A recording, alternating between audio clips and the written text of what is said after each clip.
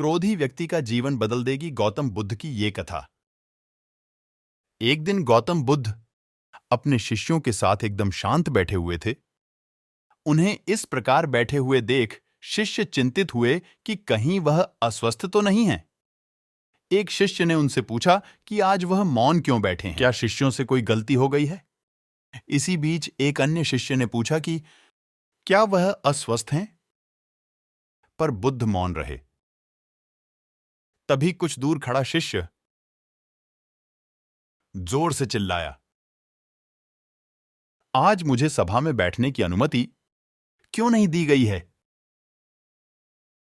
बुद्ध आंखें बंद करके ध्यान मग्न हो गए।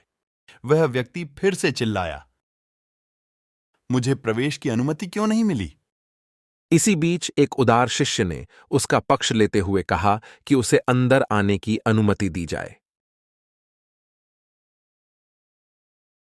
बुद्ध ने आंखें खोली और बोले,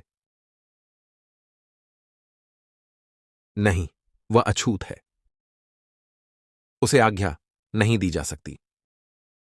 यह सुनकर शिष्यों को बड़ा आश्चर्य हुआ। बुद्ध उनके मन का भाव समझ गए और बोले, हां, वह अछूत है। इस पर कुछ शिष्य बोले,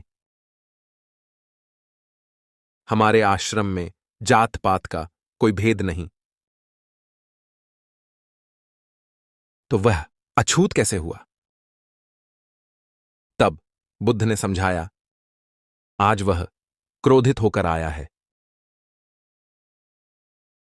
क्रोध से जीवन की एकाग्रता भंग होती है। क्रोधी व्यक्ति प्रायः मानसिक हिंसा कर बैठता है।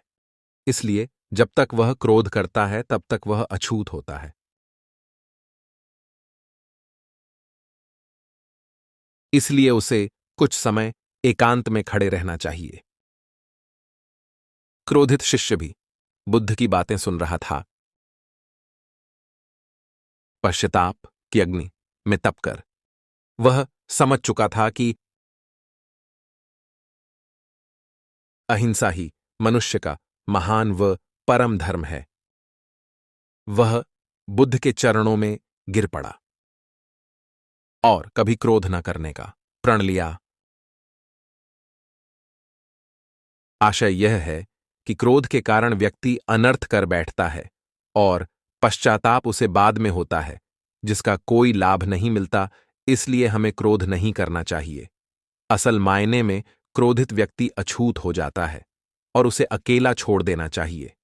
क्रोध करने से तन, मन और धन तीनों की हानि होती है। क्रोध से ज्यादा हानिकारक कोई और वस्तु नहीं है। इसलिए क्रोध करने से बचें।